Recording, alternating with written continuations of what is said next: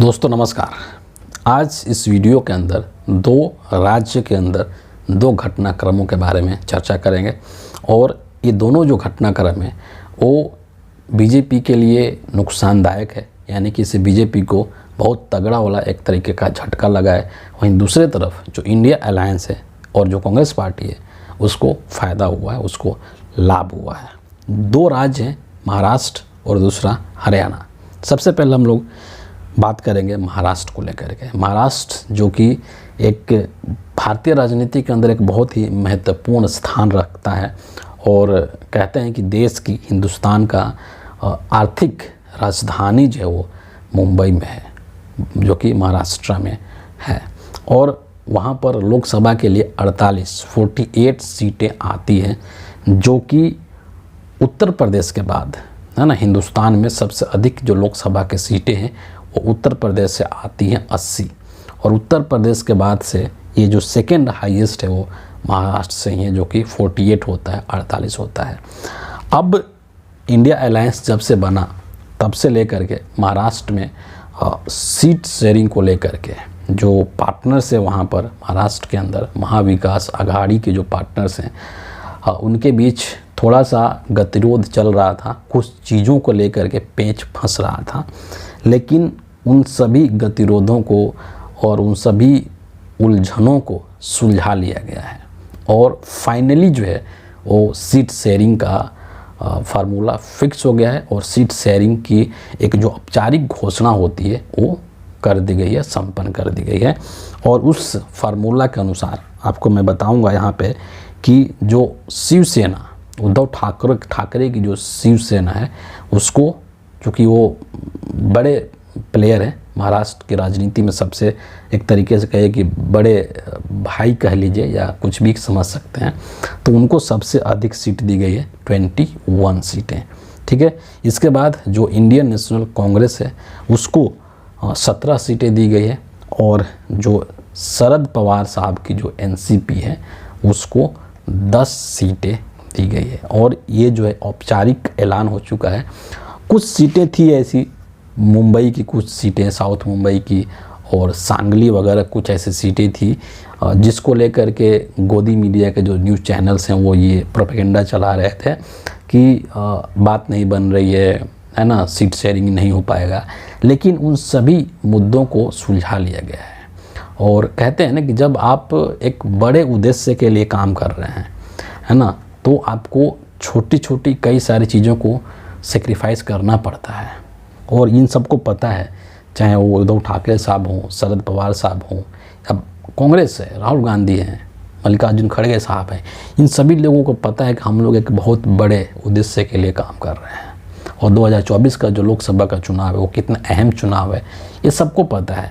तो इसीलिए अपनी जो छोटी छोटी ये उलझनें हैं, जो छोटी छोटी जो पेचीदगियाँ थी, जो फंस रही थी, उन सभी को सॉर्ट आउट कर लिया गया और फाइनली सीट शेयरिंग फार्मूला जो फिक्स हो गया है।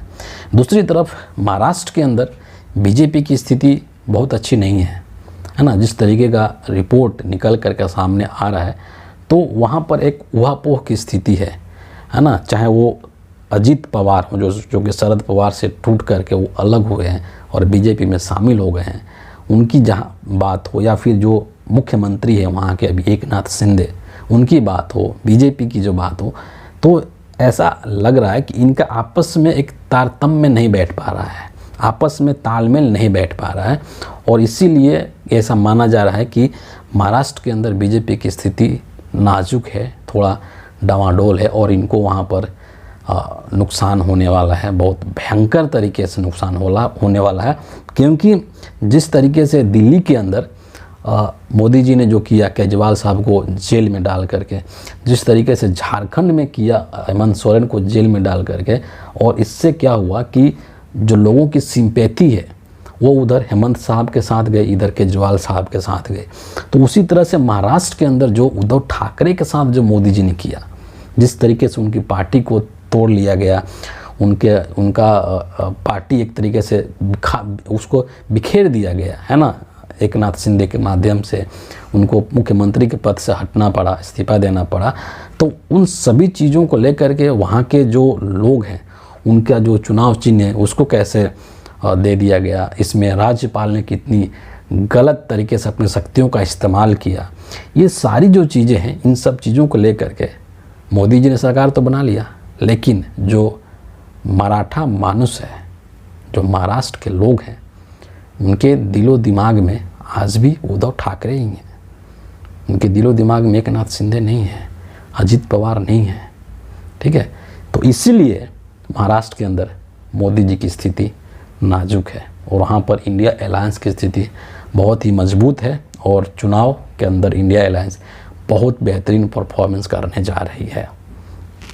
दूसरी चीज़, हरियाणा से एक बहुत ही महत्वपूर्ण राज्य है हरियाणा, दिल्ली से सटा हुआ, दिल्ली के पड़ोस में, और हरियाणा से जो खबर है वो एक तरीके से नरेंद्र मोदी के लिए 440 वोल्ट के झटके से कम नहीं है ना। और हरियाणा का एक बहुत बड़ा घराना है सर छोटू राम का, जो कि एक बहुत बड़े किसान नेता माने जाते हैं, जिनका कि एक अलग ही छवि है, पहचान है किसानों के बीच में, जाट समुदायों के बीच में। और इन्हीं सर छोटू राम के परिवार से या इन्हीं के वंशज कह लीजिए, ये लोग कांग्रेस पार्टी ज्वाइन किए हैं, बीजेपी को छोड़ करके, है ना। ये इम्पॉर्टेंट है, बीजेपी को छोड़ करके कांग्रेस पार्टी ज्वाइन किए हैं। क्योंकि क्या होता है ना कि आजकल जो मेन स्ट्रीम मीडिया है, जिसको कि पॉपुलरली गोदी मीडिया कहा जाता है, ऐसा उनका हालत हो चुका है कि अगर कांग्रेस का एक छोटा सा नेता, कोई कांग्रेस का पार्षद ही अगर बीजेपी ज्वाइन कर लिया, ये लोग हेडलाइन चलाने लगते हैं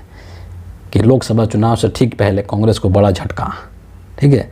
लेकिन जब इतने बड़े बड़े नेता जब बीजेपी छोड़ करके और कांग्रेस ज्वाइन करते हैं तो इनके जुबान जो है वो सील हो जाते हैं, बंद हो जाते हैं।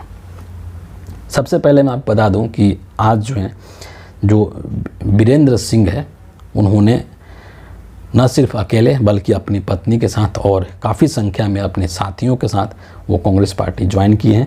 और यही वो वीरेंद्र सिंह है जिनके इनके जो बेटे हैं, जो कि ब्रिजेंद्र सिंह है, जो कि हरियाणा के हिसार से बीजेपी के सांसद से, वो तकरीबन 1 महीना पहले ही वो बीजेपी को छोड़ करके और कांग्रेस ज्वाइन कर चुके हैं। तो ये एक तरीके से ये जो पूरी फैमिली थी, वीरेंद्र सिंह, उनके बेटे ब्रिजेंद्र सिंह और उनकी जो पत्नी है प्रेमलता सिंह, ये सभी लोग जो हैं वो बीजेपी को छोड़ करके और कांग्रेस पार्टी ज्वाइन कर लिए। हरियाणा की राजनीति में इनका एक बहुत वर्चस्व है ना, बहुत इनका दबदबा है और बहुत ही प्रभावी लोग हैं और ये कांग्रेस के साथ आकर के खड़े हो गए हैं। इस चीज़ को लेकर के यहाँ पर मैं 2 बयान आपको सुनाना चाहूँगा। सबसे पहले जो है वो वीरेंद्र सिंह जी जो कि कांग्रेस ज्वाइन किए हैं, उन्होंने क्या कहा है, उसको ट्वीट किया है कांग्रेस पार्टी ने कि मेरा कांग्रेस में शामिल होना न सिर्फ घर वापसी है, ये पहले कांग्रेस में ही थे, कांग्रेस से बीजेपी में गए थे और फिर भी कांग्रेस में आ गए, इसीलिए बोल रहे हैं कि न सिर्फ घर वापसी है बल्कि ये विचारधारा की वापसी भी है।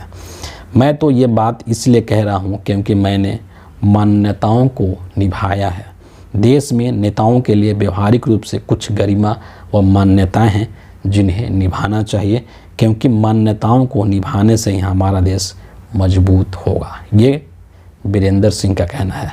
और जो कांग्रेस पार्टी के जो हरियाणा सीएलपी के जो नेता हैं भूपेंद्र सिंह हुड्डा, उन्होंने इसके आगमन पर क्या कहा है वो भी सुन लीजिए कि आज हरियाणा के पूर्व बीजेपी सांसद चौधरी वीरेंद्र सिंह, ये पहले मोदी सरकार में मंत्री भी रह चुके हैं, ठीक है, उन्होंने अपने कई साथियों के साथ कांग्रेस में वो शामिल हो गए, कांग्रेस ज्वाइन कर लिए। आप सभी का कांग्रेस पार्टी में स्वागत है। देश के संविधान लोकतंत्र को बचाने के लिए सबको एक साथ होने की ज़रूरत है। आप सभी का हमारे साथ आना खुशी की बात है ना। अब महत्वपूर्ण चीज़ ये है, यहाँ पर मैं एक चीज़ ज़रूर मेंशन करना चाहूँगा कि एक तरफ देश के जो प्रधानमंत्री हैं नरेंद्र मोदी, वो 400 पार सीट जीतने का दावा कर रहे हैं कि मैं 400 सीटें जीत लूँगा और फिर मैं ही प्रधानमंत्री बनूँगा। मतलब हर जगह पे ये जाकर के बोलते हैं कि मैं ही प्रधानमंत्री बनूँगा, जैसे पहले से सीट बुक करवा रखा है ना। लेकिन आप एक मतलब कॉमन सेंस लगाइए, सोचने वाली बात है कि जो प्रधानमंत्री बोल रहा है कि मैं 400 सीट जीतने जा रहा हूँ, 3rd टाइम मैं ही प्रधानमंत्री बनने जा रहा हूँ, उसी के पार्टी का मंत्री, उसी के पार्टी का सिटिंग एमपी क्यों वो पार्टी छोड़ रहा है। अगर उसको पता है कि मेरा प्रधानमंत्री जो है वो 400 सीटें ला करके फिर से सरकार बनाने वाला है दिल्ली में, तो क्यों वो अपनी पार्टी छोड़ करके दूसरी पार्टी में जा रहा है। किसको अच्छा नहीं लगता कि मैं सत्ता के साथ बना रहूं, सत्ता मेरे पास रहे। इसका मतलब क्या है कि जो ये मोदी जी का जो जुमला है 400 पार का, इसके ऊपर जो बीजेपी के जो मंत्री हैं, बीजेपी के जो एमपी हैं, जो नेता हैं, उन्हीं को भरोसा नहीं है। समझ रहे हैं, उनको भी ये चीज़ समझ में आ गया कि ग्राउंड रियलिटी क्या है, धरातल पर क्या चल रहा है। और जो मोदी जी जो जुमला फुला करके और मार्केट में छोड़ दिए हैं, ये फुस होने वाला है बहुत जल्द।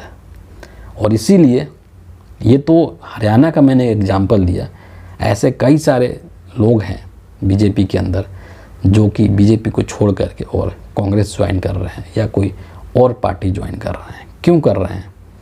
अगर आपकी पार्टी जीत रही है तो दूसरे पार्टी में आप क्यों जा रहे हैं, है ना। ये सोचने वाली बात है। तो मोदी जी एक्चुअली क्या करते हैं कि ये परसेप्शन बनाते हैं जनता के बीच में, है ना। लोगों के दिमाग में बोलते हैं ना, झूठ बोलो, बार बार झूठ बोलो, इतनी बार झूठ बोल दो कि जनता झूठ को ही सच समझने लगे। वही खेल खेल रहे हैं, दिमाग से खेल रहे हैं। जनता के जो लोग हैं देश के, उनके दिमाग से मोदी जी खेलने की कोशिश कर रहे हैं, है ना। उनके दिमाग में ये बात बैठाने की कोशिश कर रहे हैं, अरे भाई ये तो 400 सच में जीत जाएगा क्या, सच में 400 जीत जाएगा क्या। इस बहकावे में नहीं आना है, ठीक है। तो फिलहाल इस वीडियो के लिए इतना ही है। आप सबका बहुत बहुत धन्यवाद है।